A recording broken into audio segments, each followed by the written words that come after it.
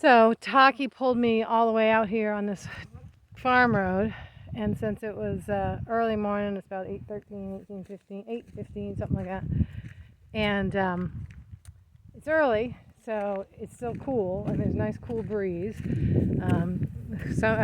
Middle of the day, this would be unbearable to walk out here in the sun, for me anyway. So there's that potato field and the water tower, and we went east from the park. And there's a road. I don't know if that's I think the road to Easton. And a cute little farmhouse over there. And here's the field of winter rye. This is looking back towards town. The little park is right there. On the other side of the park is town. You can't really see it well. And then some of the surrounding area. Taki's having fun. You having fun, Taki? You having fun? Yes, you are. Yes, you are. You having a good time? Yeah.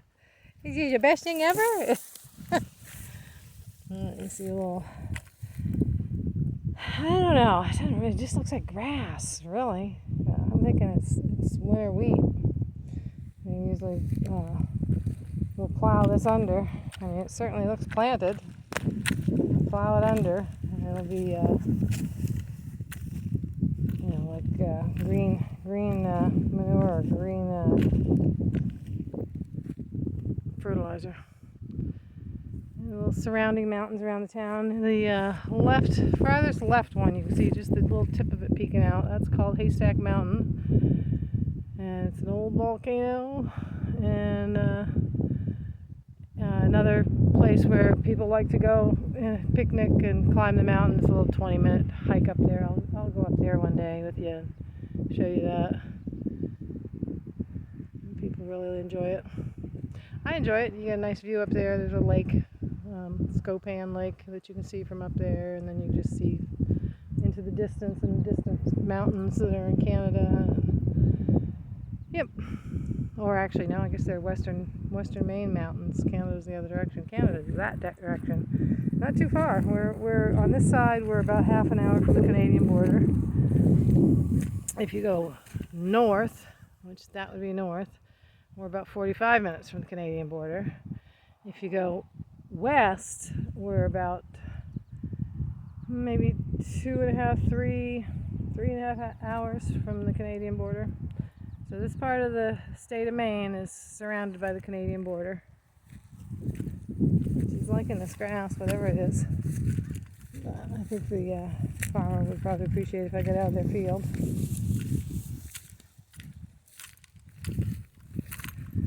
Looks like it's planted all the way over. Yeah, now that looks more like wheat. I guess that is wheat. It just looks like grass to me, but maybe it is wheat.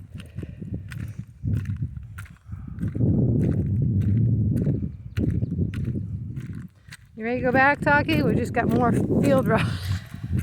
It's not. She was jumping through the grass earlier, and she jumped right into a patch of thistles. And boy, she jumped out of there quick and looked back, like, what bit me? What bit me? She didn't understand that at all. The grass bit her. What you got? I'm going to show you, Mom. I sniffed it to my heart's content.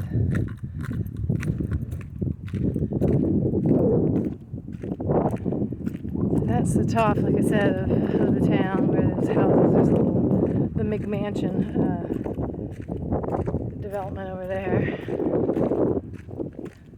Those aren't the McMansions. The McMansions are further in. But yeah, it's all this tree line that you see. I think we bought up, the town did it, is all the way up to here somewhere. And probably the normal trail stops somewhere about there, the one that's in there now. So they bought that little strip of woods to extend the park. Which, like I said, I think it's a good idea. I'm not thrilled about how much money they spend on stuff like that because the taxes are sky high. Living up here, me and my significant other, we had he had his house,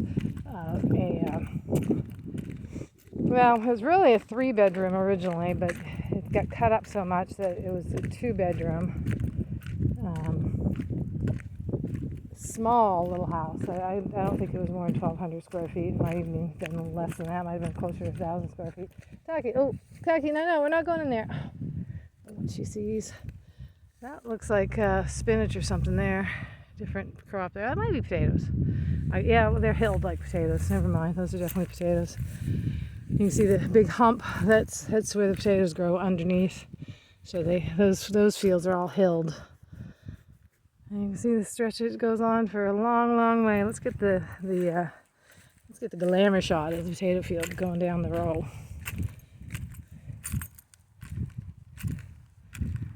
Down into infinity. Come here. Down here. Ducky, you're in the camera. We don't want to see your butt. Move out of the way. When I want her in the picture, she won't get in it. When I don't want her in the picture, she's right in it. There we go. It goes on and on. Yeah, definitely potatoes.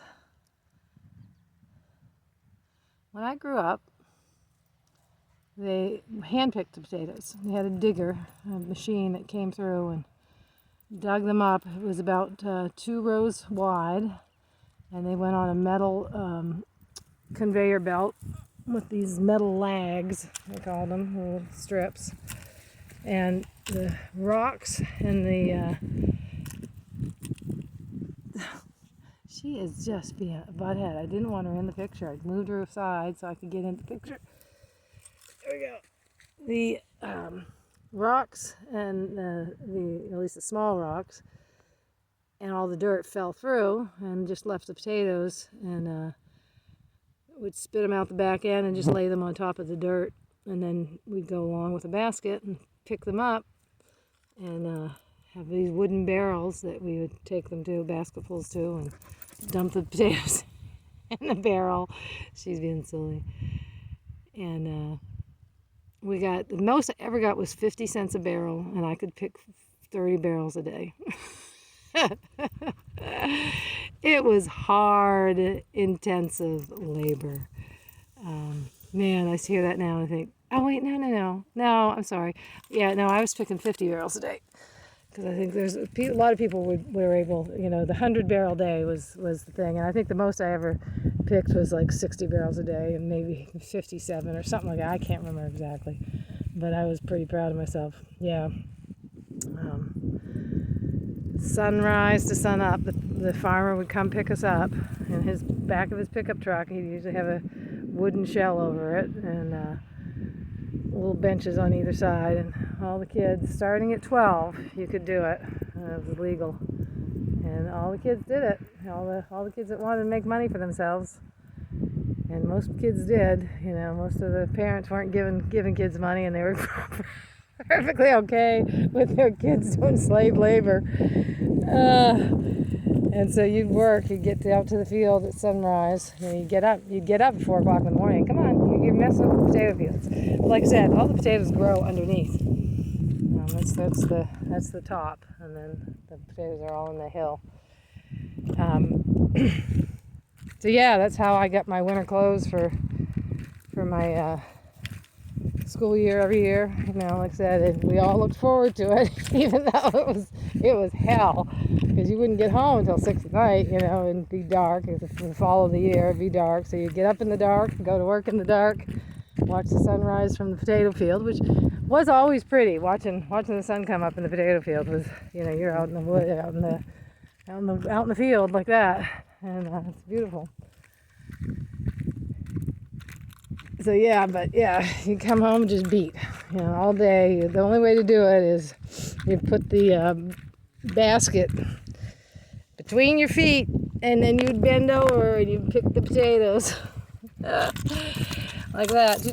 Pick them up and toss them in the basket, and then you pick up the heavy basket, probably 20 pounds. The basket probably 15, 20 pounds. All day long, picking 15, 20 pounds, as a 12-year-old kid. And up until, I think I did it until I was 15, 16, 3 or 4 years.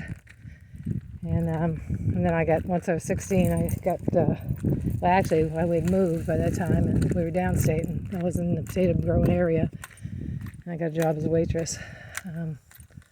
But yeah, that was pretty hard work. You just live to get through the day and get home and get a big supper and eat as much as you could and fall off to sleep for the next day. And that was, I'm trying to think, I think they operated 6 days a week. I think the only day off was Sunday. And everybody did it. Every kid in this area picked potatoes. They also had harvesters, which was the older kid. You had to be 16 to work the harvester. And that was better money, much better money.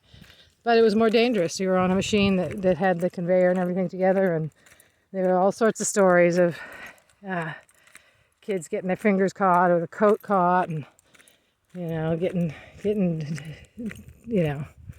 injured. I don't know if anybody died. We told stories that people got their arms ripped off and that they died, but I don't know if that actually ever happened. But certainly there were injuries. My sister worked a harvester for a little while when she was 16. I never did. Like I said, we'd moved by that time, and